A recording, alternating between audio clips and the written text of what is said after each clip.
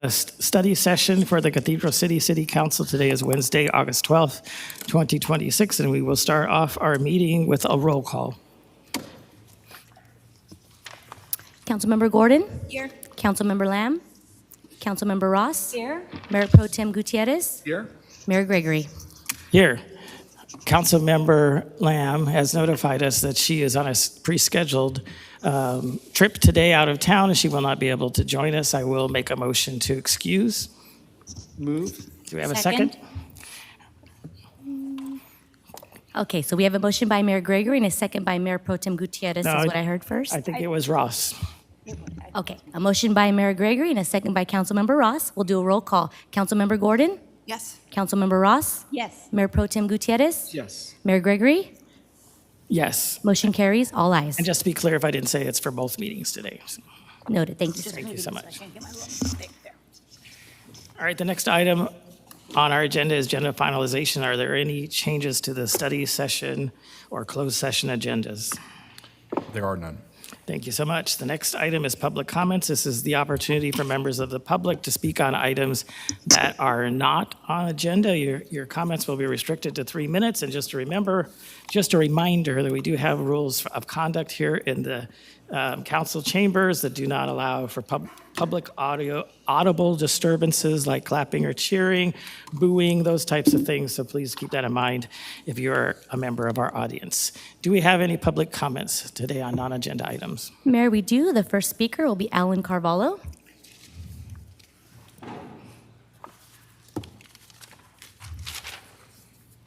Good afternoon, Mayor, Welcome, council Mr. members, Carvalho. staff, city manager. It's come to my attention and others aware of the activities of certain members of our community that during the election cycle, there's a blatant abuse of the privilege of freedom of information. I'm a huge proponent of such social justice requests, but if these are genuine inquiries, why are they being requested during a politically charged time for our city? I understand questions regarding how money is spent on various city events, like the LGBT days in March, but Sunshine Herrera and others, in my humble opinion, are weaponizing this requirement of the city clerk and overwhelming the staff. My question is, why is this being done now? Isn't it, if it's that important, why weren't these questions addressed during and right after the activities? And why August? And while we're on the subject of LGBT days, why was the committee to organize our event sponsored by our city? Why were all the members of the planning committee members of Palm Springs? Why is it that not a single member of our LGBT community here in Cathedral City were not included? Why has this event, which, by the way, was financed by the generosity of gay ally Richard Altman back when we started it, from CCBC, why has the grassroots effort started by former communications director Chris Parman, involving volunteers decorating beds for the bed race, why has the entire event become so corporate central instead of community central? I'm a fan of corporate sponsorship, but when a support team like KMIR, how do they dictate who hosts our event? What happened to Bella DeBall and more recently the K-Gay, which is a great connection, having K-Gay to be part of our event? How did the morning DJ John Taylor and Bella DeBall get removed? Did anybody consult with anybody? I don't understand. How did that winning team get so quickly replaced? Where was the community input during these decisions? I have to bring to the attention of event planners that the LGBT days and the infamous bed races was funded, sponsored, and encouraged by 3 members of our Team 2014. Councilmember Greg Pettis, John Aguilar, and my husband, Shelley Kaplan. As a result of my concerns, they addressed these 3 gentlemen, which they were not going to do. So that kind of saddens me that we forget our history. Another concern, there's practically there's some people that may not be living in their district that they are representing. We had a couple. Kathy DeRosa was accused of not living here, but in Yucaipa. There was, unfortunately, we lost Mark Carnevale, who unfortunately was found and needed the service of ambulance in Rancho Mirage, folks. I knew that 3 years ago, and it wasn't addressed. Now, is Ernesto Gutierrez living in his district or with his girlfriend? Good question. I'd like to know answers to these. And also, if he's not in our district or our city, at Desert Hot Springs? Thank you very much. All right, thank you. Are there other public comments?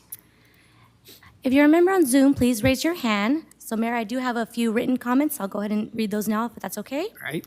Okay, the following comment was provided, for the record, provided to City Council and made available at the entrance. David Coslow provided comments related to his written demand to cure or correct.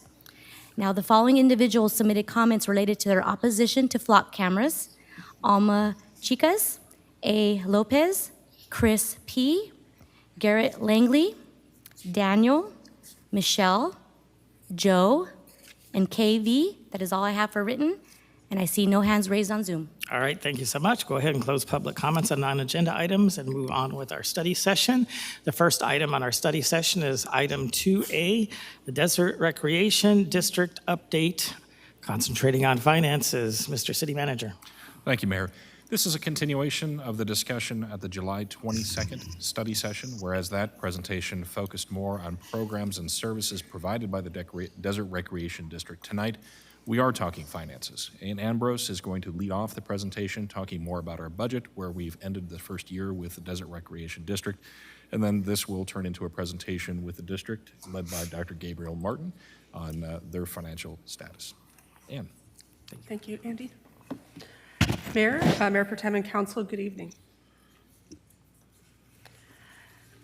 So a little bit of history about our relationship with the Desert Recreation District. As a result of Measure W passing, both the City Council of our city and the Desert Recreation District entered into and approved 2 agreements back in February of '25. A maintenance and services agreement outlining the services and programs that DRD would be providing to the city, at least in our initial year as we got this going, as well as a property tax transfer agreement, which was going to be the vehicle in which we would transfer taxes to the district that would be allocated through the annexation. Staff, at that time, after the approval of both agreements, staff prepared the required exhibits for submission to Riverside County, submitted them to the DRD, but they were ultimately not, the application had not been submitted. I believe mainly this had been due to there was executive leadership transition at the time with the long-term general manager, Kevin Kalman, retiring, Barb Adair had been off, and there was interim management during that period of time. The new general manager is here with us tonight, Dr. Gabriel Martin, and as we began to re-engage with him and have discussions about where we were going to be going together, he had indicated that as he was getting into the district affairs, that there were priorities that he had to address with the district's finances before we furthered discussions about the annexation. So tonight, I'm going to give just a little update on what our expenses have been for year 1 and our staffing levels, and then I will turn it over to Dr. Martin to talk about where the district is at, and then we'll staff from both teams will be available for any questions. So when we first did our first agreement with DRD for both the park maintenance and park programming, the cost estimate provided by DRD for our first year was $1.798 million. Our year-end estimates, based on invoicing that we received to date through June 30th, amounted to $1.921 million, or a difference of $123,000. And we have not yet reconciled with the DRD on any earned revenue from programs offered this past year that might offset our expenditures. So in front of you, this is a breakdown of the costs. When I was here last month, we had June invoices, or I'm sorry, through May invoicing. We do have June invoices. They have just not been broken out yet by program, but the total is there. And then the one key, I'm sorry? Let me ask, on this chart, the Yes. water and the electric are Yes. switched on what was in the package. Yes, it was an error on my part. The water, it's correct on the slide. The water is $231,000. The electric is $64,000. Okay. And that was just a Scrivener's error on my part. The one main invoice that we are missing to close out the first year is the pool estimate. And this is the charges charged by the high school district for the use of the pool and for staffing and maintenance associated with that. That was an estimated charge of $61,000. We do not have that final invoice yet. So this is how we ended the year. One of the main areas that I think was underestimated was the water charges for watering the parks. But certainly the additional use of water in our parks has left our parks looking great and looking probably better than they have for a while. But it's also something that we are going to have to, I think overall with the programs and costs, continue to monitor to make sure that we're living within our means. This first year, I think, gives us a good baseline of data of what the costs are, and we will work with the DRD to make any adjustments in this fiscal year. Can you just answer a question? I'm just not sure. Are we using more water and that's why it's costing more? Or is the cost of the water higher than it was previously? Or is it a combination of the both? I can't speak to the cost of water. Kevin's saying both. But we have been using more water than we have in the past, definitely. Okay. At the last meeting, there was also a request of what is kind of the level of staffing that is being provided by DRD, and this slide provides some of that information. So we have a full-time supervising park attendant, 6 part-time park attendants that work shifts that go from the early morning till about 11 o'clock at night, and senior maintenance workers that are part of the park maintenance program. Our recreation programming, which is the programs that our DRD colleagues are doing in our parks, at the senior center, and anywhere else that they can find space to help serve our community. The community services supervisor was recently vacated. That was Cynthia.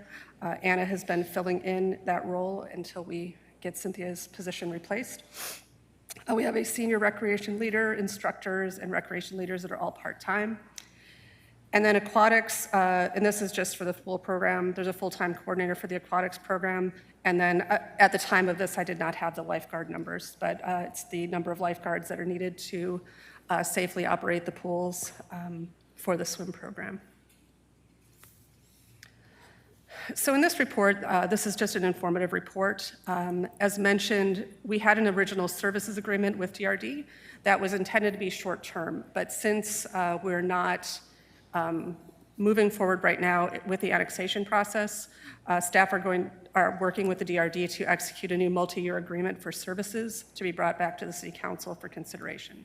We have not yet received that pricing from DRD so that we can review, see if we need to make any adjustments before we bring it back to Council. But as soon as we do that, or we have that, we will bring it back. So that is my presentation, just as a way of brief introduction. If there are any questions, or if you want to hold your questions till the end, I can invite Dr. Martin up to make the next half of this presentation, and then we'll both be available for any questions. All right. I don't see anyone yet, so I think we'll be holding our questions at the end, but we may have some questions of you at the end. Absolutely. Just get this loaded. All right. Welcome, Dr. Martin. Good afternoon, Mr. Mayor, members of the City Council. My name is Gabriel Martin. I'm the General Manager for the Desert Rec District. Good seeing you all, Mr. City Manager. This is an update from our previous meeting, council meeting that we had 2 weeks ago, and to give you an example of an update on the state of the district from a financial perspective. I've been the General Manager for 9 months now. The first thing, one of the major items my board wanted to do is look at our finances, so they directed me to do a financial conditions analysis and forecasts. I hired a third-party consultant in January to do that. We provided the findings on June 24th in a study session, which I will provide to you today as well. And then on our last board meeting on July 22nd, we approved a budget deficit of $6.2 million in our annual budget.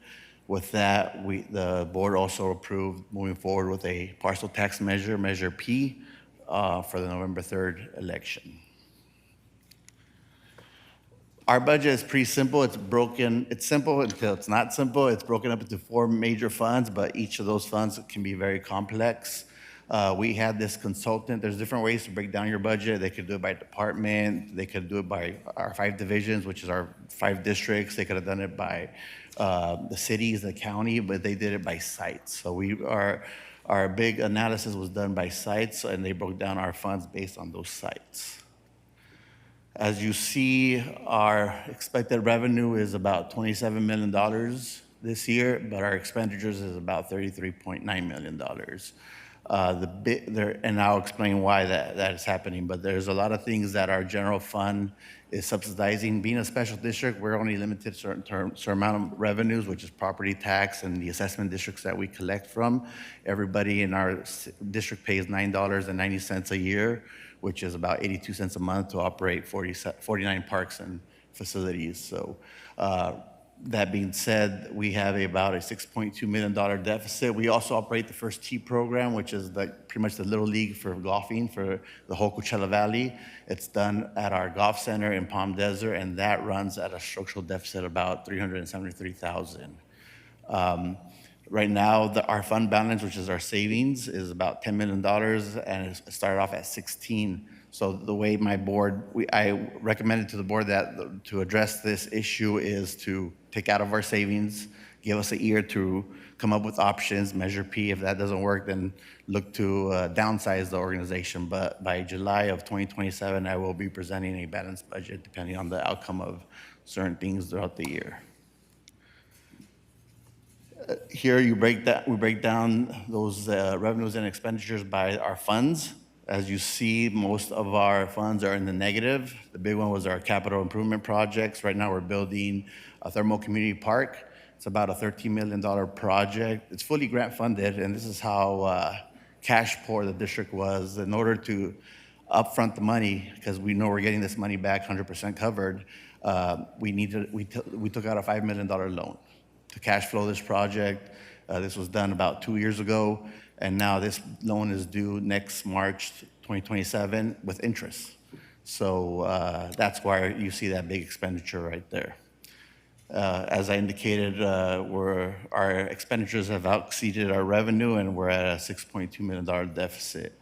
And I'll explain why. I'll break down those assessment districts as well. We have 5 of them, and you'll see most of them are in the negative. These are our 5 assessment districts. I mentioned the large one, 93-1, was an assessment district that was passed in 1993 with no escalator. So it was $9.90 with no escalator. Eventually, when you do that, inflation takes over, and that happened a long time ago. As you see, we only make $858,000 a year from that, from all the cities, all the unincorporated areas.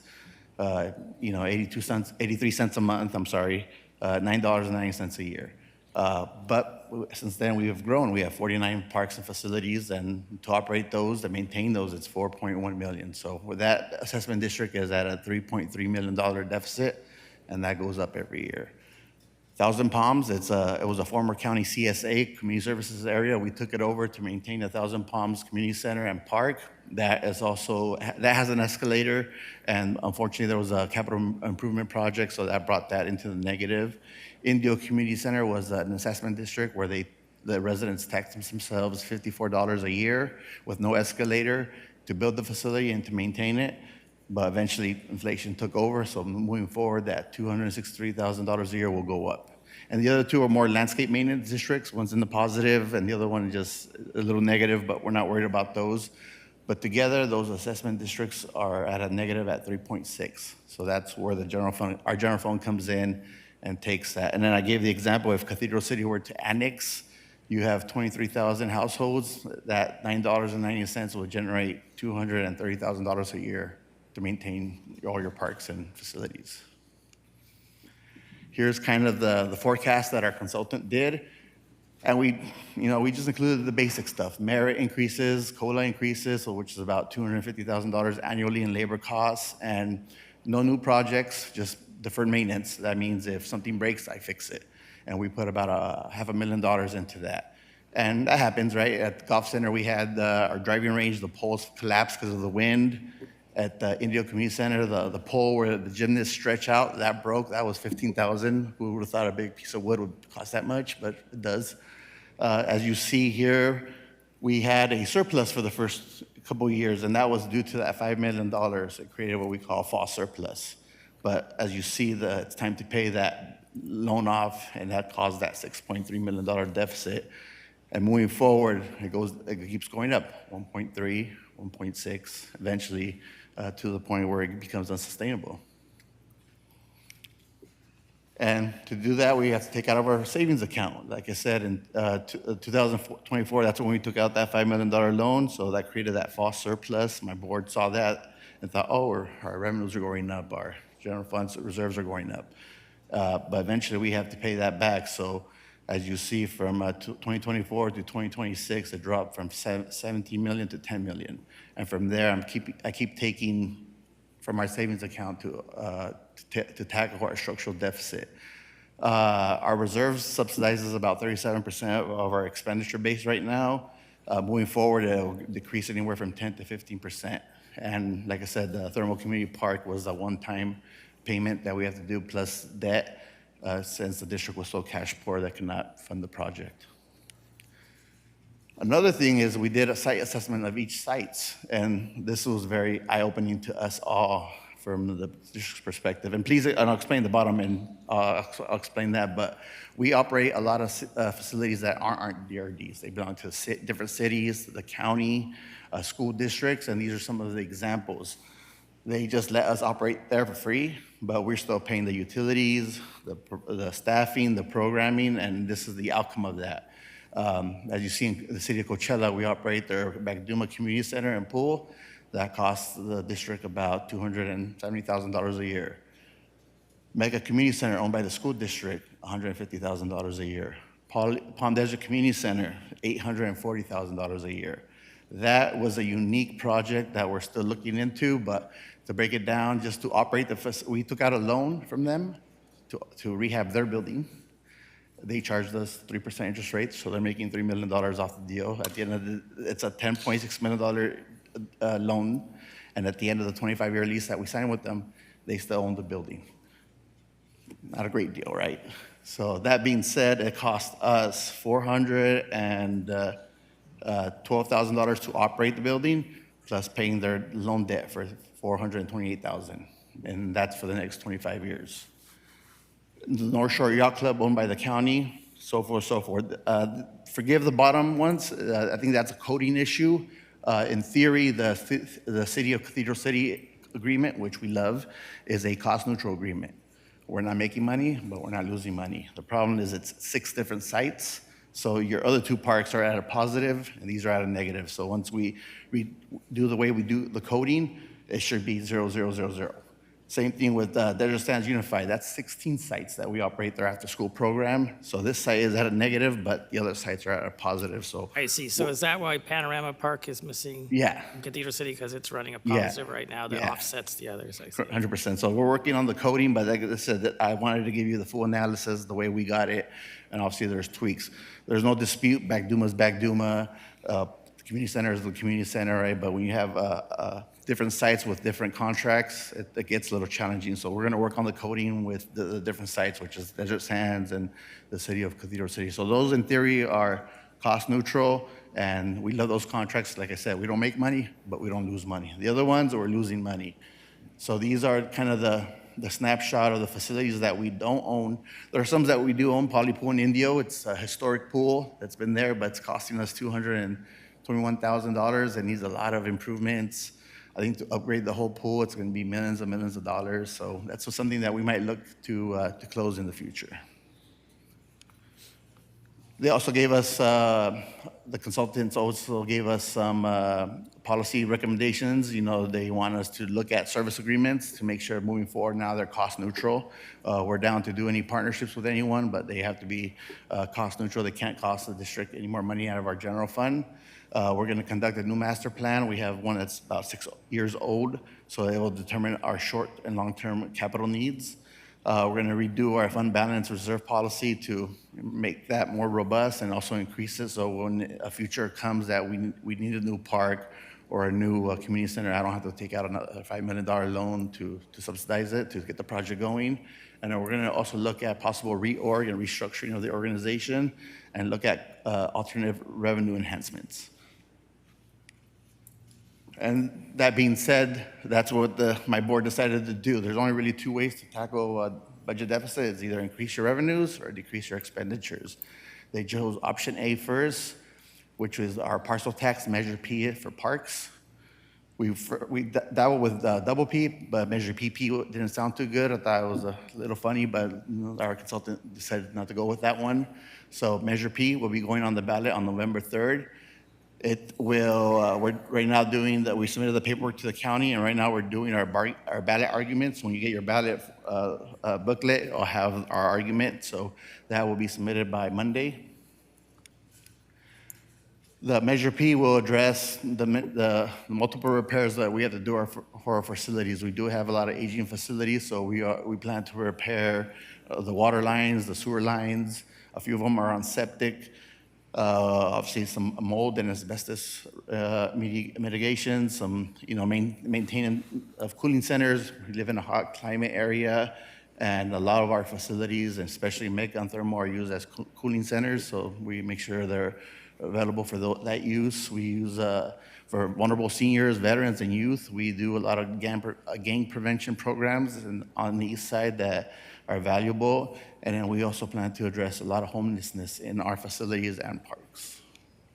And we hired a consultant to do some polling, and they did a real good job. They reached out to about 700 voters in the district.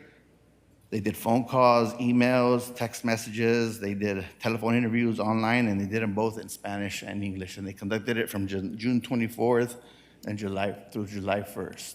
And they the first question they asked is, how favorable are local agencies in the area? And DRD got a pretty good, 59%. People like us. The local city government, they got 52%, and the county didn't do so well, 42%.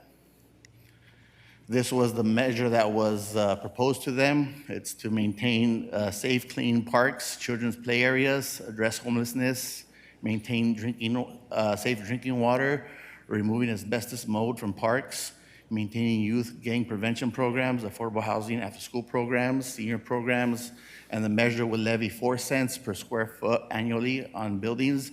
There will be an exemption for low-income seniors that they would submit every year. There would be a 2% escalator, and that would generate about $7.5 million annually for the district. We would have to obviously do our audits, disclosures, and all the funds will stay locally. None will go to the county or the state of Sacramento, state of California. And these were the outcomes of that. Per division, we have 5 divisions, similar to 5 districts for the city. And overall, Division 2, Division 3, it performed better. The thing with this parcel tax measure, it's different from the city sales tax measure where you just need 50% plus 1. This is a supermajority. It's 2/3, 67%.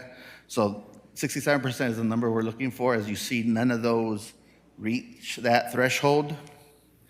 These are the things that polled favorably, obviously protecting seniors from heat, homelessness, the things that we mentioned in the information we got from this polling. We put it into the measure because it polled the best. So these were the items that polled the best.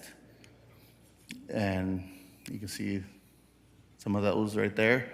And then first they started off asking general questions, then they did some educational piece, and then they asked the questions again. So at the beginning, people would have voted 59%, saying yes, they would support the measure. 35% said they would not vote for the measure. After the educational piece, it went up to 63%, and the no's reduced to 31%.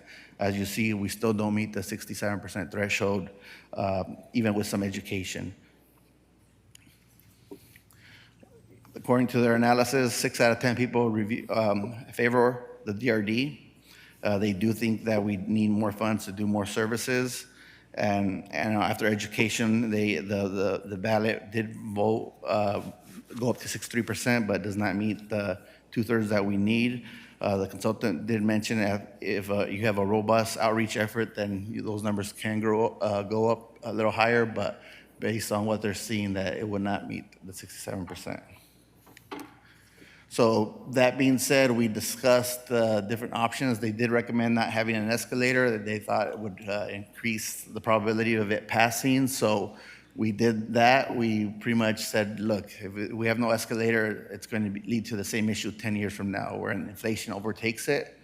They're all correct, and they did the math. It would take 12 years for, if we were to pass this measure 12 years from now, then inflation will overtake the value of this measure. And they pretty much said that's the next general manager's problem, not yours, Gabe. So that being said, we did increase the square footage to 5 cents a square foot. That would increase the annual assessment to 11.3 million. No escalator, and low-income seniors are exempt. All the funds stay locally, and we still have to do all the disclosures and audits that come with that. So these are examples of what it would cost if you own a 1,500 square foot house. It's about $75 a year, $6.25 a month. If you own a 2,000 square foot house, it's about $100 a year, $8.33 a month. If you own a 2,500 square foot house, about $125 a year, 10.42 cents a month. So, still a lot cheaper than Netflix, Disney Plus, if you have all those streaming, Starbucks coffee. So that's going to be kind of our marketing pitch, saying, look, these are services that everybody uses, and it's still more affordable than some of the things that people purchase on a daily basis. That being said, I'm open here to open any questions about Measure P or our finances. So you spoke about your district finances, which we do appreciate the transparency, but what about Cathedral City? So like you had a general fund contribution there, is Cathedral City not in there, or are they kind of off the books?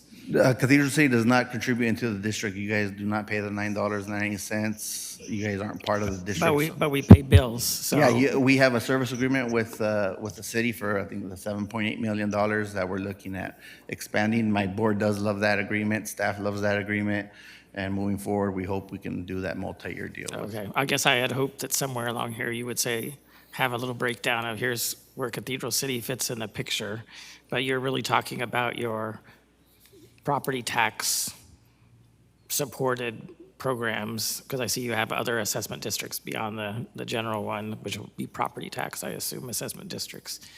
And so we're just basically a vendor at this point. Correct, you guys are Or vendor. you're a vendor and we're, yeah, You're our client, we're your vendors. okay.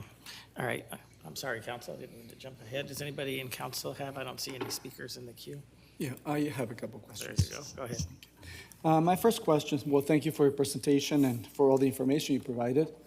My first question is, what was the difference in water, amount-wise, in water usage from $230,000 approximately? What was estimated at first? What was the difference? I don't have that information, but I can get that for you. I don't know if Annie, you have that. Because we're talking about that was one of the biggest changes, so I would like to know what the Right. difference was. And also, you talked about, or it was mentioned that the total cost, you charged under $125,000, $123,000 approximately. Now, what was the amount that was charged for maintenance and the amount that was charged for activities, recreations? Another slide back up that shows those programs.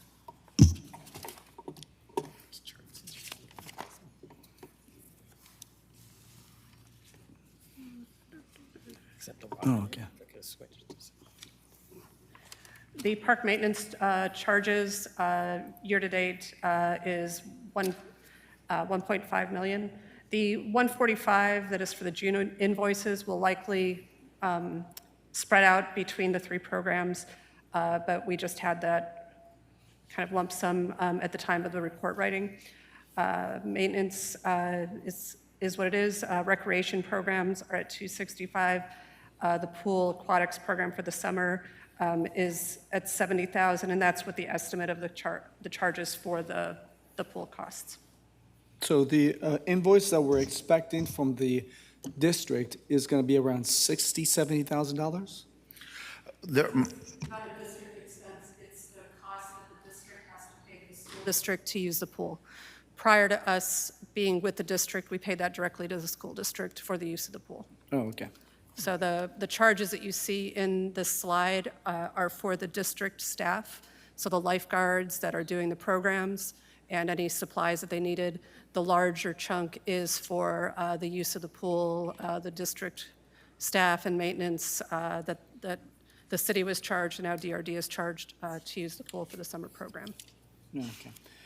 And now the amount that was appropriated was $1 million for maintenance, and obviously 1.5 is way over what we initially estimated. Do you know, have you made any suggestions or anything as to what needs to be done to get closer to what we expected and what we can pay for $1 million to maintain all the parks?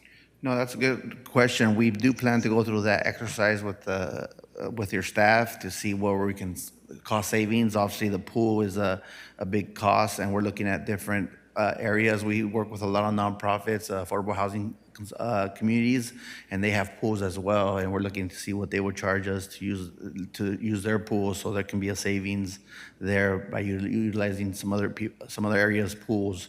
But yeah, we're gonna go through that exercise to determine what we can save in maintenance materials. Is it reducing the water charge, putting them on, better timers where the fields are still nice and green, but there's a savings in water. Also, maybe going after some CVWD grants where we can get, water efficient sprinklers and upgrade some of the infrastructure that would help out as well. But we're gonna go through that exercise with your staff, and we can provide a better numbers after that. And when will that take place? It's right now we're starting on our end to close out, to reconcile the final budget, and then I think in 2 weeks we'll sit down with Cathedral City staff and start going over those numbers. So we hope to get everything done within the next month or so. Okay, thank you. And our finance department will be part of that, won't it? Yes. Yes. Councilmember Gordon. Thank you. I have a couple of questions for clarity. So, since we have not been annexed, we are not part of Measure P. Correct. And for now, we're going to move forward with sort of maintenance of the service agreement. That would be our recommendation. Okay. If we were annexed, there's a lot of ifs here, but if we moved forward with the annex after the passage of Measure P, what is the effect on Cathedral City residents? Is that then something that they don't vote on, but they're subject to? Correct. If Measure P passes and the city does annex, then they would adhere to that breakdown. Your residents would be charged 5 cents a square foot, depending on the size of their home. Okay. And we can do that analysis if the board gives us that direction, because those studies cost money. So if the board still wants to move forward in that direction, we can do those studies. Got it. And what is you sort of talked about the contingency if Measure P doesn't pass, but can you talk a little bit about what that looks like? Yeah, no, that's a great question. Thank you. Pretty much, can I go back to my presentation? Christine. Oh.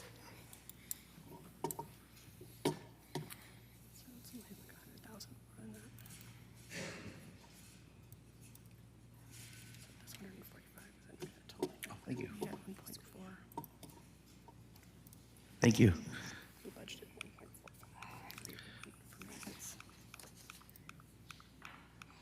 This is Plan B. Plan A was Measure P to increase revenues. Plan A was to increase revenues through Measure P. Plan B is to close or enter into a service agreement with these government agencies to maintain their sites. If not, then DRD will walk away, and those organizations can maintain their own site. I will propose to close Poly Pool. It's just an eyesore at this point, and we don't have the funds to reamp it. So, anything from a site 205 and above, I'm going to move forward as a service agreement or a closure. And any staff related to that. So it will be a downsize of staffs and facilities. Got it. And you mentioned that you would come back in a year with a balanced budget. I'm curious, By just doing that, I would save about $2.1 million. right. But there was a lot more. Well, it's a $6.3 million deficit. $5 million is the one-time loan. Structurally, I'm Got at it. $1.3 million. So by doing this, I would actually probably be in a surplus. Okay. Thank you. To answer the question that Mayor Pro Tem had, so it wasn't $1 million that was budgeted for park maintenance. The original park maintenance budget of that overall was $1.452 million, and anticipating that the park maintenance was going to be a bit higher than the $1 million. The utility budget for that for this first year was budgeted at $53,360, and so that's the big delta. And that was based on, I think, prior costs that are utility costs that we'd provided staff at the time. And so that is part of the area where there was a big difference in what was anticipated and what was budgeted. So the reconciliation process that Dr. Martin referred to, this is not just Desert Recreation District. This is us as well. We've learned a lot in the last year. And I think this is an opportunity for us to assess the actual costs of maintaining our parks and to establish the service level that allows us to operate within our means. So we will be engaging those discussions with the Desert Recreation District to look at how we can better control those costs as we negotiate a multi-year service agreement. So the focus of the question so far has been on water, because that was brought up, but that's not really the biggest expense, even looking just at the park maintenance part.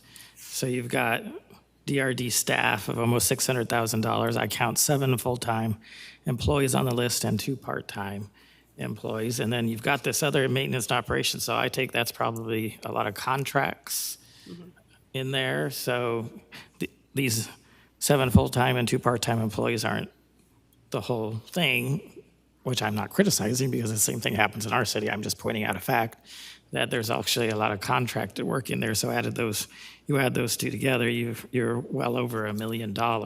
So I guess my question would be, we're not ignoring that, and it's part of our analysis, are we? Because it would seem like, besides fine-tuning the water, that there's a lot to be done as far as fine-tuning what staff is assigned. Are there administrative costs assigned onto those staff?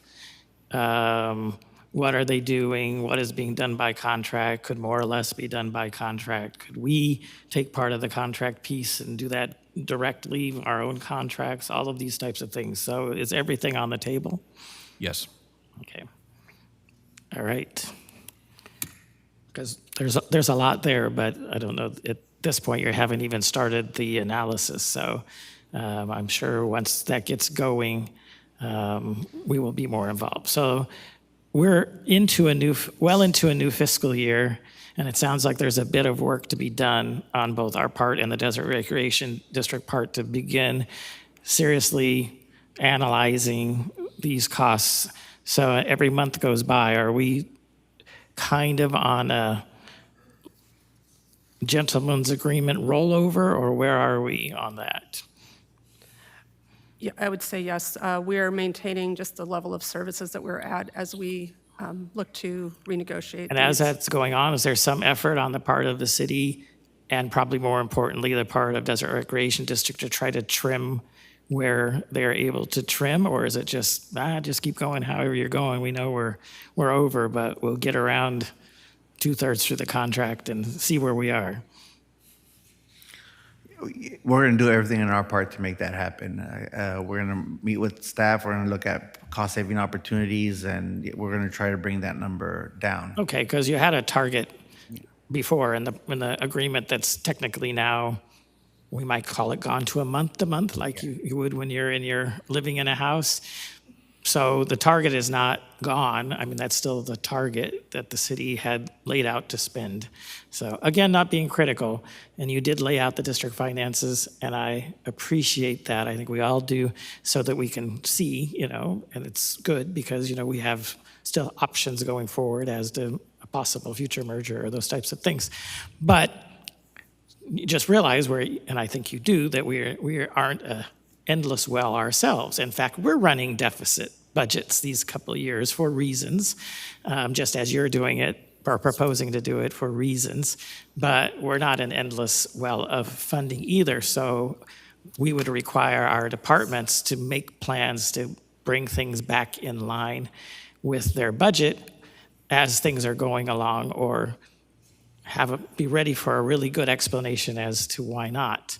So I think in this circumstance, we would ask the district to do the same thing, that if we're going to, as things go along while we're working things out, that they make their best reasonable effort to try to get expenses in line with what was budgeted.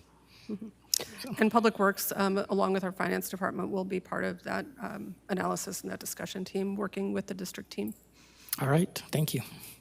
And we really do appreciate your candor in this. So is there anything else from council before public comment?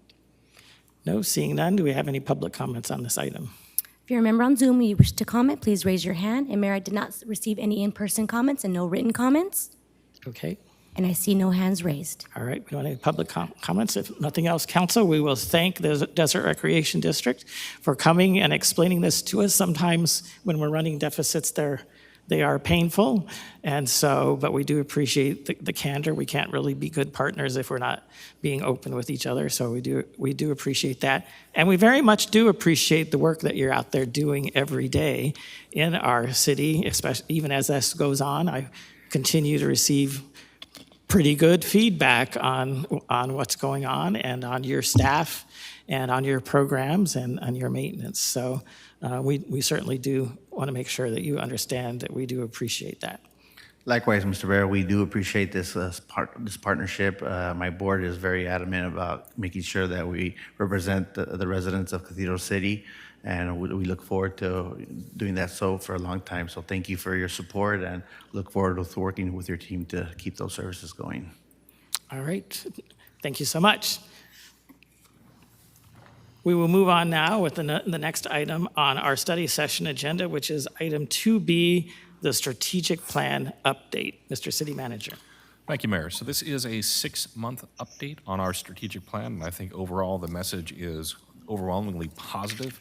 We have made substantial progress on our strategic plan goals.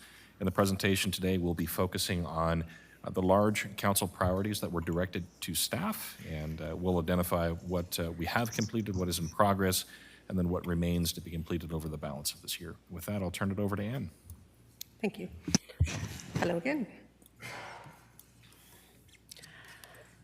So we're almost through our 5 years with this plan. We began work on this endeavor in November of 2022, when the City Council and the staff leadership team began the discussions about setting our goals and setting a roadmap for the next 5 years.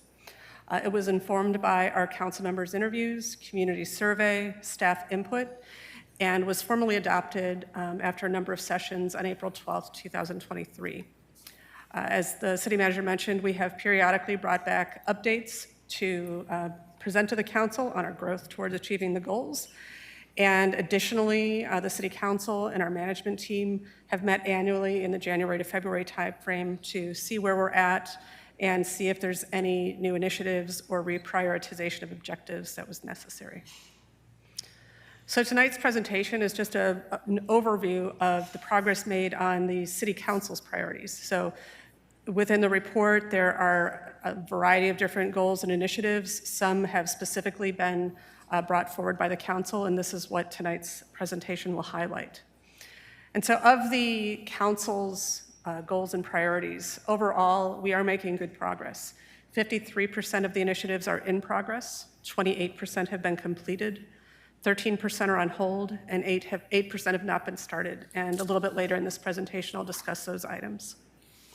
So this is kind of how it's looking. So progress is being made. Staff are endeavoring to keep the council's priorities front and center. On tonight's agenda alone, there are several council priority items and one staff priority item that are going to be before you in the regular session. We have a study session after this to address mailboxes and other sidewalk accessibility impediments. We have the approval of a contract for a citywide strategic communications plan. There is an approval of an agreement for a climate action plan with EV transition plan. And then there's an agreement for conducting a compensation and classification study of our city workforce. So as mentioned earlier, of the 8 items on the list that have not been started yet or are on hold, 2 are on the future agenda list to be scheduled. One is the potential charter amendment outreach work plan, which will begin work in January of 2027, and then a street sweeping ordinance. Two of the items on the list are unfunded. One is a wilderness trail plan, and another is a recommendation to do additional mailers to go out to our households to promote city events. And so those would need to be discussed as part of the budget process. And then 4 are tied to future development. And the city can provide assistance, can be available to help, but we don't really drive the change in these. One of them is improvements to Chuparosa Lane. We've had a study of improvements to that, but a lot of that really doesn't make sense unless we have other development that is connecting to it. And at that time, we would really want to engage the Cove residents about that. The Sunline development of a transit hub. We have, I think in the past, talked about a transit hub downtown. I don't know if that's still in alignment with Sunline's priorities, and so whether it's downtown or somewhere else, Sunline is really sort of leading on that. Bringing a PACE medical provider to the city, and then acquisition of the underutilized site on Cathedral Canyon.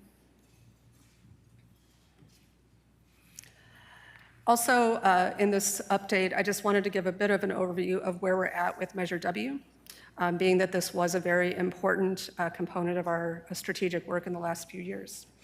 We continue to make strides upholding the promises made to the community through the approval of Measure W.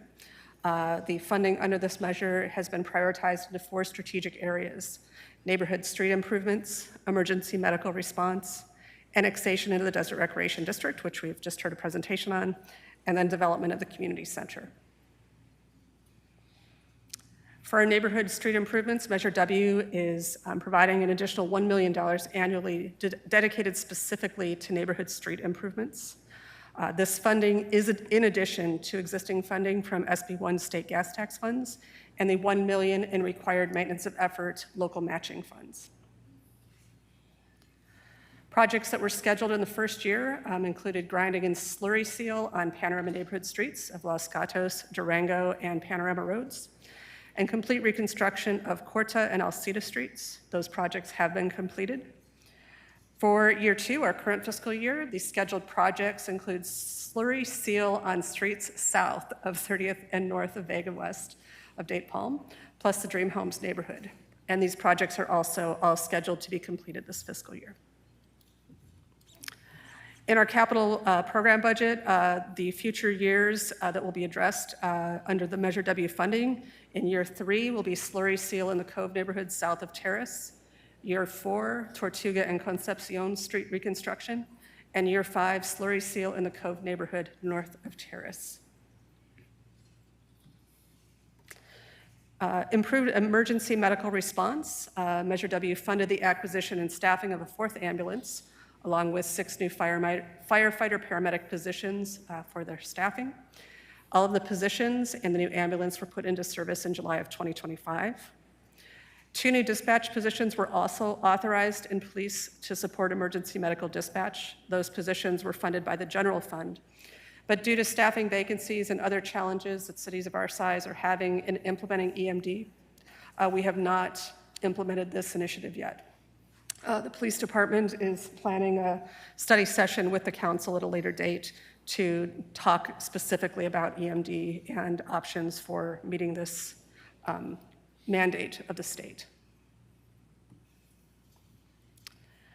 For Desert Recreation, obviously we've just heard kind of an update of where we're at with the annexation, and though we haven't formally annexed into the district, we are still receiving services from the district to serve our community. And our community is still benefiting from being at in-district rates for any program. So they can attend any program anywhere in the district at in-district rates. In regards to our community center, in July of 2025, we did an agreement with Group 4 Architecture to conduct a feasibility study. 9 sites ultimately were evaluated, including city-owned property, vacant property, and reuse of existing structures. We conducted considerable community outreach throughout that process to solicit feedback from our residents on the types of programming that they would like to see, as well as the sort of aesthetics of a community center that they would be in our future. The study was completed in February of '26 with direction from the council to continue to evaluate 4 sites, those being the old Burlington site, old Walmart site, the library site, and the vacant land near the Salvation Army. The City Council, through our discussions, has sought to gain more information about potential funding options for a future community center. And staff is currently working with Cosmont Companies to develop a workshop for the City Council to really present different funding mechanisms for funding capital projects such as this. Staff has also proposed touring local community centers with the City Council to provide some context on the types of programs and spaces that could be achieved in a variety of sized centers. So as we narrow down the types of services and types of programming that is most important, aligned with what we can afford and where we want to build it, that we can just have some context for that. So most of the initiatives in the strategic plan are funded through the budget process and are included in the current budget. Unfunded items are brought to the City Council for review and budget authorization at the time that those are being discussed. And next year will be the 5th year of this plan. And as we enter into discussions for the next budget cycle, staff will be bringing in a proposal to, again, bring in a consultant to help facilitate the next iteration of this plan, focusing on the following 5 years. And this aligns with all of our strategic goals. And this report is for information, discussion, and direction only. So Mayor, I turn it back to you. Thank you so much, Assistant City Manager Ambrose, for that presentation and the update and all of your work in keeping this plan updated as we go along. Council, this is your chance to ask questions or make comments. Any council questions or comments? I just have a comment to make. I'm really happy to see that many of the goals that we have planned many years ago are being accomplished. There's still a lot of work left, but I'm very hopeful that we can complete most of them. Thank you. Thank you. Thank you, Mayor Pro Tem. Anyone else? Am I not showing? No, I go ahead. just didn't click it. There it is. I just didn't click. Oh, go ahead, did you Go ahead, say? yeah. So I'm less optimistic than my gentleman to the west. I guess I'll make you to the west. I see that we're talking under the 8 items on this list that have not been started or on hold. They're a long way out. All of them are. They're unfunded. It says here that we need to have consideration for a wilderness trail. I don't even really hear us talking about that a bunch. And the remaining 4 are tied to future developments like Chuparosa Lane. We've talked about that for so long, I don't even want to talk about it anymore. Sunline development of a transit hub, that's not happening. Locating a PACE provider within the city, we've talked about that for 5 years, and what I know today is that we do not have anybody in the queue for that. And the acquisition of underutilized site on Cathedral Canyon, I don't even know where we are on that. So when I see something come through to us that has this information, I think, what am I supposed to do with that paragraph? I mean, it's kind of a paragraph of nothing. I don't know how to make any of that happen because none of it seems to be happening right now, with the exception of I don't know what's happening on Chuparosa Lane. So I just wanted to kind of voice my frustration on that. I want to be able to help with things that are doable, are viable, are budgetable, and I just don't see it on those. But thank you for your time. I do appreciate it. And I think for issues like the PACE provider, I know that staff have talked to a current PACE provider that is in the region that has built a new facility, and there hadn't been interest in a relocation at this time. And so I think those are the challenges that as a city, we can't spur that development. If we have an interested party, we can certainly direct them to available real estate. We can certainly help make sure that our processes are facilitative of that, but we can't spur development if they're not interested. I believe what you're saying is accurate. I do not believe putting Sunline on here as a potential hub being built out is even in the stars. I mean, Sunline's not even interested in doing that at this point. And that is why it's on this list, that this was a council desire, and it was one of the goals listed in the plan. And so I put it on the list to say that their desire for development hub is something that is out of our control and had one time been a desire to see that transit hub downtown. If Sunline has changed its plans, we don't really have much influence in bringing that back. Which makes it moot, in my estimation, to even put it on this list. We So could have a our list of process 100 is they things. can't take goals off that the council puts on. They can just report status. We have to take them off. So you'll have this opportunity at your next goal setting to say, this is no longer a goal, and if it's agreed Mayor, on. you'll find things on here that weren't ever brought forward by council. Those were just ideas that were in the ether. Maybe they were good ideas at one time, but they aren't viable now.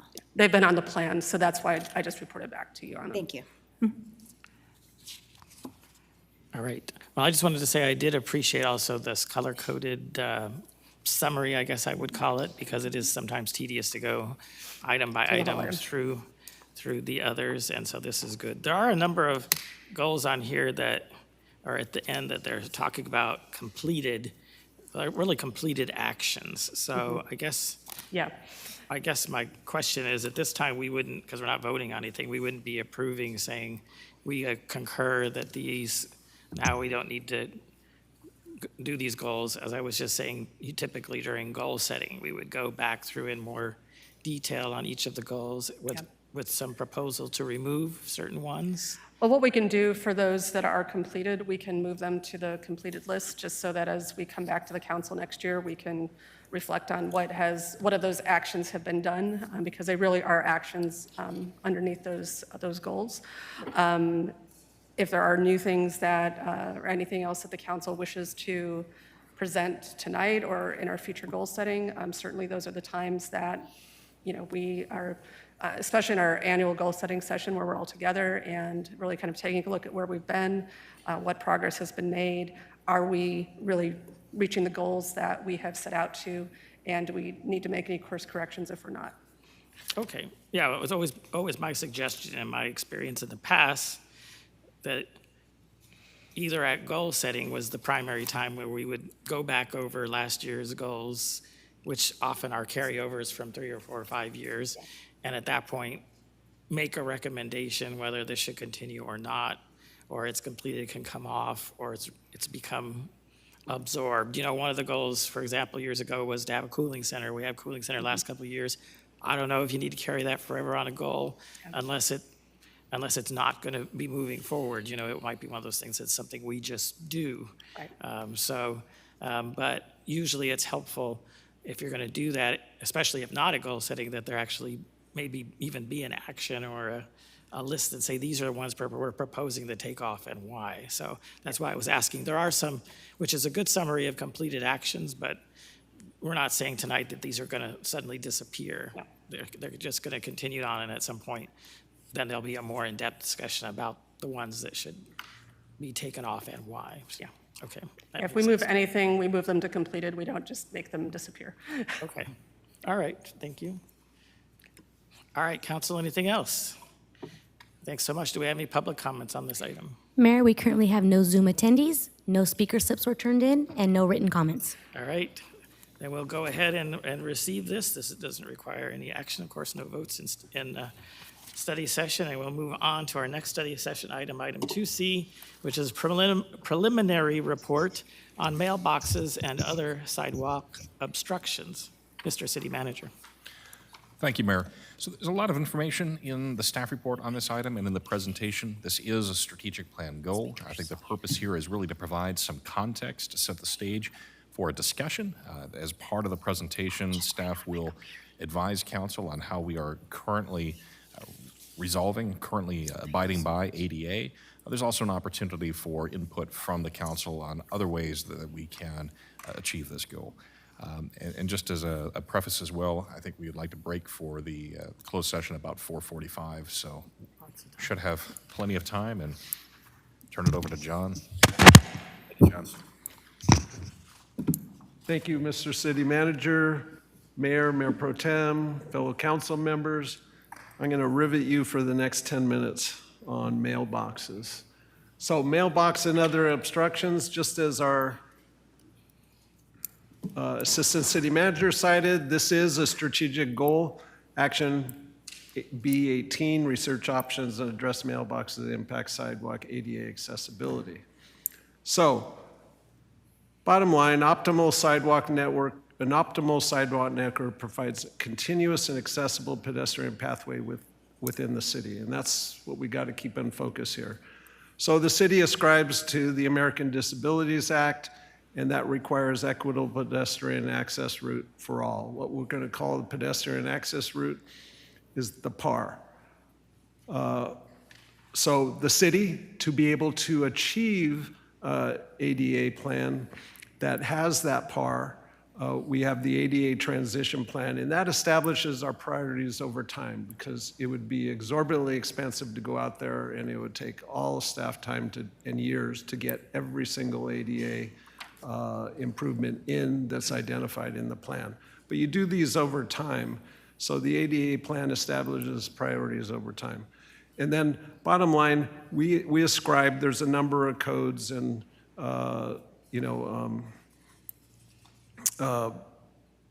codes that identify national codes, public works codes, things like that, that identify paths of travel. We ascribe to Caltrans path of travel with the PAR guidelines at 48 inches and 36 inches at pinch points that are allowed for short distances. And just to let you know, this whole discussion will be about basically inches. So the title of the report talks about mailboxes and other obstructions. That could be an exorbitantly long presentation, and in discussion with our city manager, we're going to part it down to mailboxes, and we can do other ones if we need to at another time. So you see this long list of obstructions that you see not only in our city, all over the world. Utility poles, street signs, street light poles, etc. We get down to mailboxes, and yes, Mr. Mailbox on the right, we're going to be talking about you. So, existing conditions, there has been no city standard for mailbox placement. Staff is looking and evaluating it and paying more attention to it as developments come through. We got to remember that we also have to be working with and subservient to the U.S. Postal Service, that requirements need to be met. One of them is when we do infill in neighborhoods, their delivery methods are established in existing neighborhoods. And then there's various types of receptacles receiving delivered mails. And through this report, you're going to see a lot of different types of receptacles to receive mail. So in here you see a typical, on the left, a very standard, and then you get other ones that people have constructed a little more robust. And then you also have areas where they look at putting gang mailboxes to minimize the impact, not only to the area, the visual effects, but also the sidewalks. Here you see some more. On the right, you can see something more modern time neighborhood. The Postal Service likes is these gang mailboxes that the Postal Service worker can essentially just park and deliver a whole neighborhood in real quickly. So to pare down this evaluation, we're talking about almost 7,600 mailboxes in the city that we've kind of estimated. We looked at, there's mailboxes that are obstructions, there's mailboxes that might be obstructions, and there are mailboxes that could be. So we had to pare this down to categories so that I can at least have a logical conversation with you. So you look at mailboxes behind the sidewalk or cluster mailboxes, something on the left that doesn't obstruct the path of travel. That's minimal impact to the PAR. Then you have mailboxes within the parkway or multi-unit community boxes, these gang mailboxes, which are the bigger ones, which we talked about, that the mail service, the Postal Service really likes. Then you have, basically in a lot of older neighborhoods, mailboxes within the sidewalk behind the curb. Those impact the pedestrian access route, and that is our discussion point. We're not going to focus in on the other marginal areas or the clean area, the areas where I said there's no impact. We're going to focus more on what's in the yellow there. So you see mailboxes that are within the sidewalk behind the curb. Some of these do fit that 36 inches you can pass, but definitely the one in the middle is not ascribing to that. So we have these around the city. Then the other thing we did to get it to, okay, we described the challenge. Where is this challenge around the city? And so through our basically organic research, we went out there and went into neighborhoods. We took snippets of streets and then just kind of multiplied them out, not only on the ground, but visually through the use of our internet, Google Maps, things like that. And we identified that there's areas of no obstructions, minimal obstructions, high obstructions, and areas without sidewalks, which is a whole different story.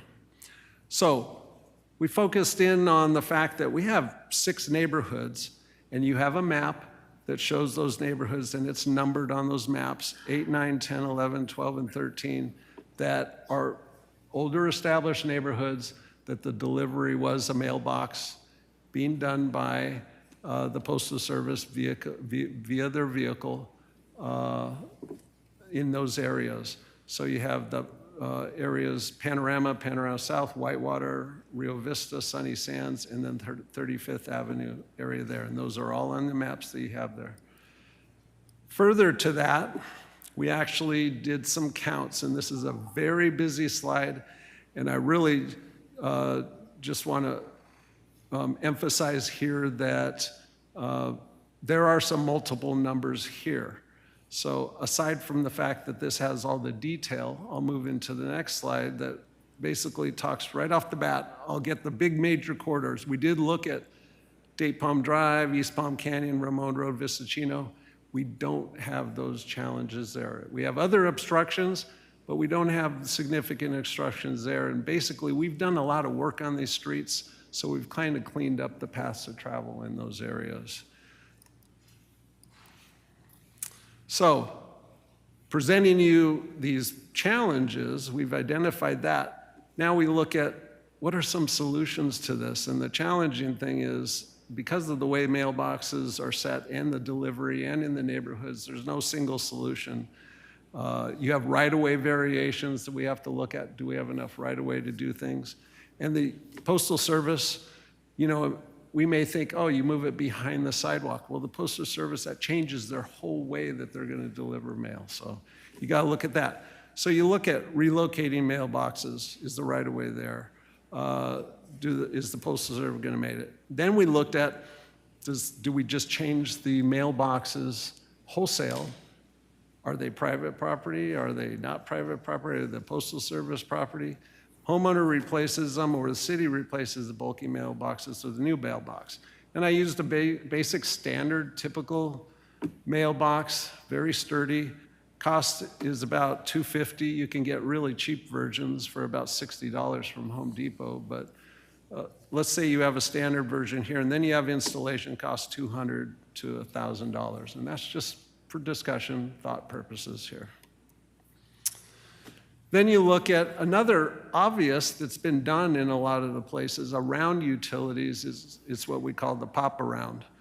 So we looked at what would it cost to do a pop-around around these individual culprits that are blocking the PAR in our sidewalks. It's about $600 to $1,200 per location, so we rounded it for discussion purpose to $900. One of the negatives, and you'll see, is you get the multiples, 900 starts adding up significantly. And then you need the right of way to be available to be able to do that too as well. So we did some snippets. So looking at your map, Panorama neighborhoods, that's basically the core Panorama in the South Panorama area. We estimated about 3,400 mailbox locations. Of those, 12% seem to be in conflict, so it's about 410 mailboxes. So you multiply 410 times 900, you get a significant number there. Then you take the Whitewater neighborhood, that's area 10 on your map. Approximate 1,100 mailbox locations. 24% conflict. 265 locations, that could cost $238. Mind you, these are all estimates, very rough right now for discussion purposes. Then Cathedral Canyon, that's one that I see a lot all the time, and I wondered how many would be in conflict and not. And surprisingly, there's 90 locations, 24 are in conflict. I would have thought there was more, but it's amazing how 36 inches looks different from when you're there to when you're driving by. Total cost, about $21,600. So we've identified the challenge, we identified cost. So one of the things I just want to do, this is our disclaimer slide, is we did the inventory manually, and I got to give a shout out to Jesus Gutierrez here, who is our junior engineer that actually went out there. He is great with the tape measure now. He can actually do things with one hand that's amazing. So I appreciate Jesus for getting all the field data in there, and then we came and collaborated on the internal data. So, and just to let you know, there are ways to do this in an image-based electronic way, similar to how we scanned our streets for the PCI. So mailbox inventory, if we were going to get a true inventory, it'd be about $23,000. And noting that we will be back in our Public Works Department for a sign inventory that was in our budget. It's kind of the same method, and that's something that's required by the MUTC. The MUTC doesn't necessarily require a mailbox inventory, but it is something in the right-of-way, and they strongly suggest you know what's in the right-of-way because you're needing to take care of that. So, what's our approach? Incremental or aggressive? These are two options. There's probably a couple more. With the required ADA transition plan that establishes our priorities over time, that's an incremental. You integrate that with accessibility enhancements as the opportunities arise. And I can tell you now that when we do CIP projects, we are doing corner ramps. We are doing ADA ramps along the way.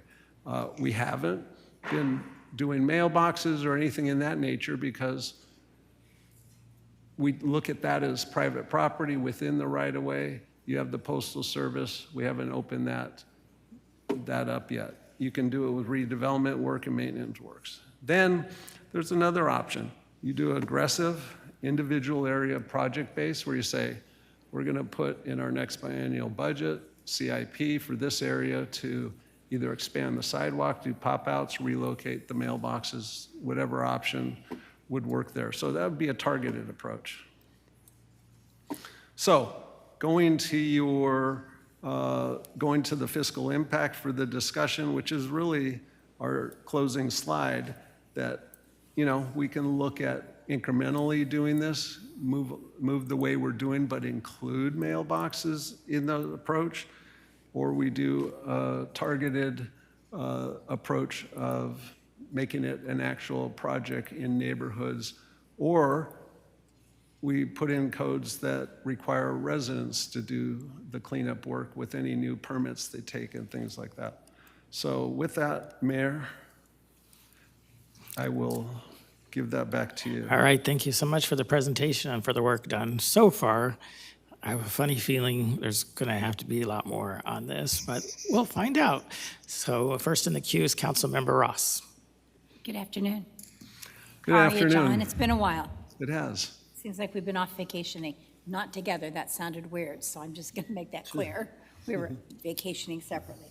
I have a couple of questions, and we've talked about this a bunch, so they're going to be really rudimentary questions. But is there any partnership or money opportunities to partner with the post office on any of this? That subject we haven't broached that subject, but we can certainly reach out and find out. What about our neighboring cities? Are they doing something that is interesting? We can go ask those same questions. Yeah, I mean, why invent the wheel if somebody's already done it? I guess that's what I'm trying to say here. And I appreciate that feedback because remember, this is our preliminary. We wanted to see what the council's feeling and feedback is, so we can certainly go poll other cities. Sure, more And information, better Also information. poll the post office on this challenge. So we've talked to the post office before about consolidating mailboxes to put gang mailboxes in. That opened up a whole situation, but the individual mailboxes moving, there's opportunity for discussion there. And we may need to go up above Cathedral City to talk to those postal people, you know, who have more say in what the future looks like with this. But that's those are my ideas. And I did want to ask, do we require a permit when you put a mailbox up? No. Okay. All right, that's the end of my question. Thank you. Thank you. Mayor Pro Tem Gutierrez.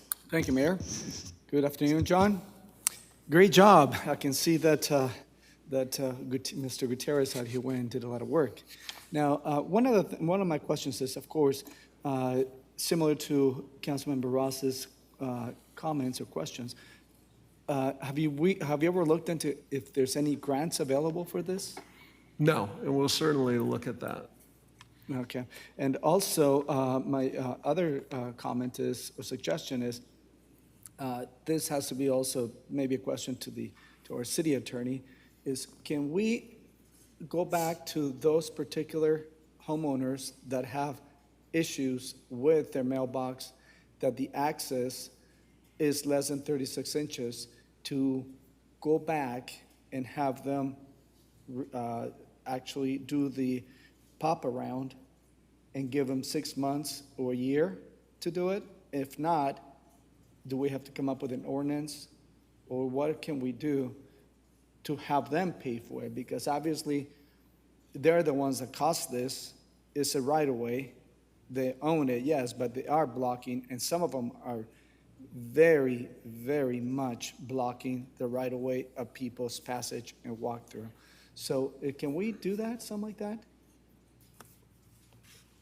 So I figured that might come up as part of the conversation. So I just briefly looked into it, and we do need to carefully evaluate that.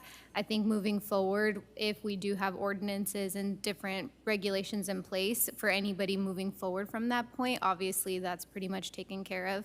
But for existing facilities that are already in place, we do have to do a little more research on the city's authority and how we can kind of compromise on the cost, right? Or if there's any way that we can have property owners assist with the cost, given that they were the ones who put it in the right-of-way in the first place. And maybe we can come up with some homeowners that, of course, let's say council agrees that these homeowners that have obviously huge intrusions into the sidewalk, if those homeowners cannot afford to do such, maybe we can do what we had with our sidewalk replacement program.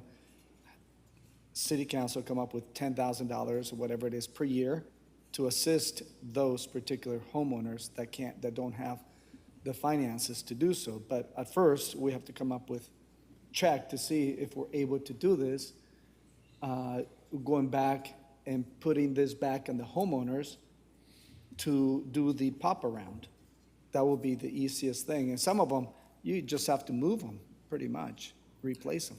Your discussion right now is exactly what staff needed on this, because you've generated a lot of ideas that we can offer them to replace it with, instead of moving it, replacing it with a different box, or maybe we find a grant program where we just hand them a mailbox and say, replace yours with this, or something like that. So there's a lot. I really appreciate this conversation. We can work with the city attorney's office on what are rights that allow us to go back and do things retroactively within our right-of-way. Remember, they are in our right-of-way. But once again, the mailbox is a different animal because everyone has the right to receive their mail. Correct, and that will be just maybe a 1 day that you can put something temporarily until it gets replaced. But this, it might not seem such a big issue, but when you walk around or drive around, and I witnessed it, in which a family was walking with a stroller, pushing their little one, they had to get off, actually out of the walkway onto the street because there was a huge obstruction right on their sidewalk. So it's happened before, and this has been also brought up by our Councilmember Ross here, that she has also, I don't know if she's heard it from constituents, but I actually have witnessed it, and I also have heard it from constituents, that it is a problem. It's not like you said, it's not a huge problem, but there's some that definitely need to be moved as soon as possible because they are preventing walkability in our sidewalks, For disabled. especially for disabled people, yes. Yeah. Thank you for your input. Thank you. Councilmember Gordon? Just to sort of piggyback on what Mayor Pro Tem was saying, I'm curious if you have any data on incidents, accidents, complaints resulting from people having to go into the roadway or into the grass or whatever to get around these obstructions. Do we have any information on that? Surprisingly, I haven't received, I don't think I have on mailboxes because people perceive those as probably an individual property owner's thing and they're collecting the mail, but I have received them on utility poles, fire hydrants, some of the other obstructions. But surprisingly, not mailboxes. They're kind of receive a pass. But, you know, after us doing the investigation, we're like, yeah, why haven't we heard anything? So Is there a way it's a sleeper, to so to speak.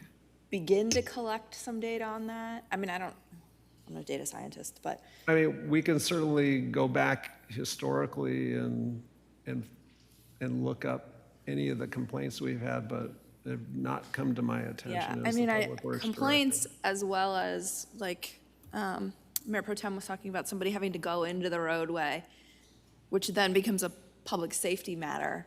And so if there have been any, you know, I mean, it's sort of like a hop and a skip, but We'll just to double check understand what that. that looks like. Yeah, we'll double check that.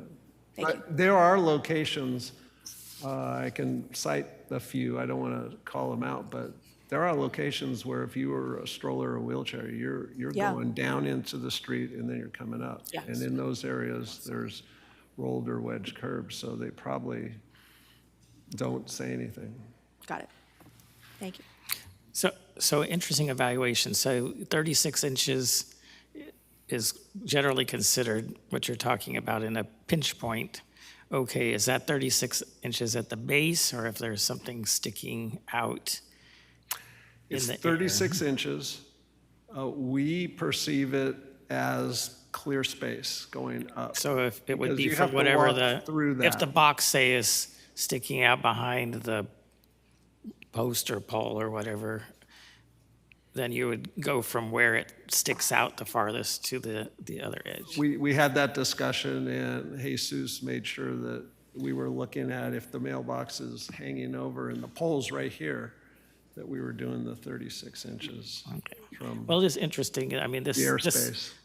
I think all of us supported this review because we can all, as you said, probably name a few, and if you walked around, it wouldn't take long to see where there are some grossly obstructed sidewalks, whereas has been pointed out, you pretty much have to go out into the street. I can think of one, I won't call out the name of the street either, but it's heavily traveled by pedestrians during certain parts of the year, where there is one pinch point that's, and I don't remember if it, I believe it's mailbox, fire hydrant, big tree, and you mean literally you have to kind of just a single person walk sideways to get through there if you're going to be on what is left of the sidewalk. But it's just in that one little area. But yes, it is. This is certainly an issue. I would agree that it needs to be continuously addressed. I will also say, although I understand why you limited it to mailboxes for this discussion, that if we were, which I think we should, continue to move forward on this, that we pretty soon need to bring in signposts, utility poles, trees, things like that. You might be even landscaping big rocks. There's a few places where I can think of those. I think those would be most obviously the the property owner placed them. I don't think that the city had anything to do with placing them, but some of these other ones, one could argue, well, some of them the city placed, they put the poles there for a sign, a necessary sign, and they're in the sidewalk, and they create the same type of issue. In fact, many of them are right in the middle of the sidewalk. They weren't, no thought was putting into, obviously at the time, to placing them on, one side or the other. They were plopped down right in the middle, so that would certainly interfere with the 36 inches, especially if we were to get to the point where we are trying to take some kind of aggressive action against the property owners. I wouldn't want to be sitting on council saying, oh, but the city's poles, they're okay to leave in the middle of the sidewalk where maybe you only have 18 inches, but you homeowner, your mailbox is a couple inches over. That would just seem unethical to do that. I think we should, as we move this forward, we should also take a hard look at our facilities that are in the right of way and obstructing sidewalks. Also, understanding that there's a reason and there was no necessarily a standard before, but we should have that same understanding for the homeowners' mailboxes and perhaps come up with a plan over time to also correct those issues. Well, and that's why I put that slide up there regarding the sign inventory. You will be seeing that.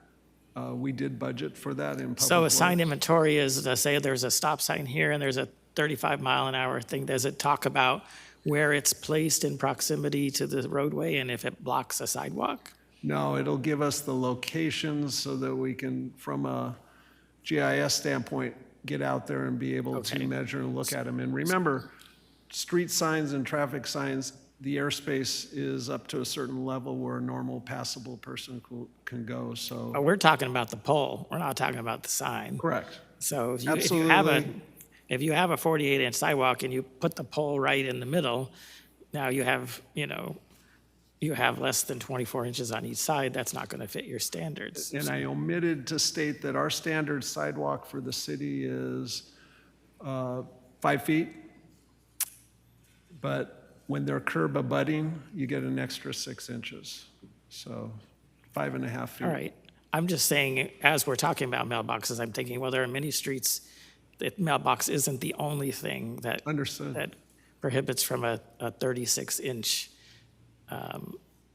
In fact, you may have where all the mailboxes are pushed up against the edge of the curb there, and most of them do have 36 inches, but you have poles that are right in the middle of that sidewalk, and none of them allow 36 inches on either side without going out into the street. So I would just say, as we move forward, especially if we start telling homeowners what they need to do, that we shouldn't be ignorant of what facilities we have or the utility companies have or those type of things that are also in the sidewalks. And I know you addressed those at the beginning, so I'm not saying we are trying to ignore them, but I would just, I guess, remind council that while we're looking at mailboxes, they are not the entire problem. So it was interesting you showed some of those photographs. I wasn't aware that the post office would deliver mail if your mailbox was on the far side of the sidewalk. If they will do that, and I think that's part of where you say you're going to be speaking to them, then it would make sense to at least begin some program to try to move them to the back side of the sidewalk. But I know that, especially on my street, they're all placed so that the front edge of the mailbox is right on the curb, so the postal worker can easily just reach out the window of their vehicle and do them. So I have my doubts, but it's certainly worth asking the question. I also think that we would need a lot of public input if somehow we come up with a proposal with the Postal Service to say, well, why don't we just take every block, just have a gang mailbox at the end of the street, which we would construct in a out of the sidewalk type of a thing, and then every other the mailboxes would all be required to be removed. That sounds as an idea, but it's not probably likely to be popular. I think people that have been having forever been able to go out to the edge of their yard and to pick up mail would want to continue that service. And there are issues with gang mailboxes and theft and vandalism, those types of things. I mean, there is some vandalism on a mailbox too, but it doesn't affect 30 or 40 people. There's also people with mobility issues that is problematic for them to go down to a gang mailbox. And then, of course, people drive down there and park, and then there are all kinds of other issues there too. So, I think you're going to be looking at all the options, but we just shouldn't ignore that sometimes ones that might seem easy. That's what it's really about, is making sure we have We disability did, access. oh, sorry. It would be, you would have to build, depending on how often you built them, but yeah, there's some facilities involved. That's why I usually see them with developments. I am happier to see on the map especially, but knowing some of the areas, that newer developments, this is not necessarily a problem. In fact, I look at some of these and I'm thinking, well, these were laid out under county standards, even pre-city, where we're having this issue. I mean, I know you said we technically don't have any rules about mailboxes and sidewalk, but we must be applying some standard when we approve new developments, because it's not in the newer neighborhoods and it's not in the new developments. Of course, many of those do have the group or the gang mailboxes there. But typically, if you see an issue like this, you're like, well, I want to stop the bleeding, right? So I don't want to continue. What do we need to do immediately? It doesn't look like there's an immediate need for future development, that we're still allowing new developers to place mailboxes and hopefully other obstructions in the sidewalk, that they would have to follow newer 88 rules. But, it certainly is worthwhile to continue to look at this to see what we can do. It's just going to be a question of future council, how much you want to put some money into it, and it may be worth that to address some of these problems. I mean, the option that was discussed was, well, how much can we force the homeowners to do? But that's Pandora's box, because you have many people that are homeowners that are already struggling with other expenses, and then they're going to come to them and say, in 6 months, you need to lay out $900 to do this, or we're going to come and cite you, That's going to cost the city a lot of money, too, in enforcement. So I think my suggestion would be that we try to explore some of the gentler partnership type actions as we move forward. So those are just some of my thoughts. So what I'm taking from this is we'll address all your questions. Those are great ideas. And we can either come back and present our findings, or we could do a report to council. So we'll be generating that work, and I'll work with the city manager on how he wants to present this to you. All right, good. Council, other thoughts? No, we're covered good. everything. Are there any public comments? Mayor, we currently have no attendees on Zoom. I did not receive any speaker slips or written comments. All right, thank you so much. All right, thank you again for the presentation and moving this forward. I think we will continue, as you said, to work with you and with reports back to the council with suggestions. And I know it's a budget year coming up, so if there does need to be the beginnings of a fund, hopefully we can get the timing right so that can at least be considered. Thank you. Thank you. All right, that's the last item on our study session agenda. We do have a closed session. I will ask the city attorney if they would please announce the items on the closed session. Thank you, Mr. Mayor. We do have one item on closed session, and it is conference with legal counsel for existing litigation regarding Zenergy Capital LLC. All right, or do we have any public comments on the closed session item? We have none, Mayor. All right, thank you. Then we will recess at this time to close session.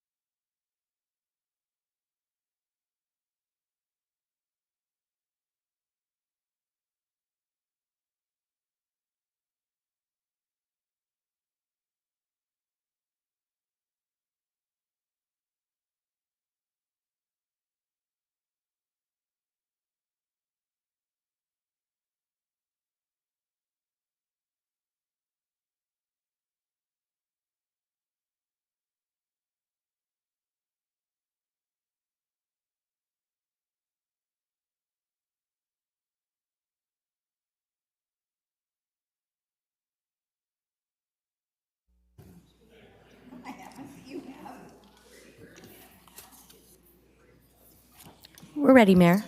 All right, I'm calling the study session, or back into sessions, and I will ask the city attorney to report from closed session. Thank you, Mr. Mayor. There are no reportable actions from closed session tonight. Thank you so much. All right, the study session is complete, and we will recess now until our 5:30 meeting. Thank you.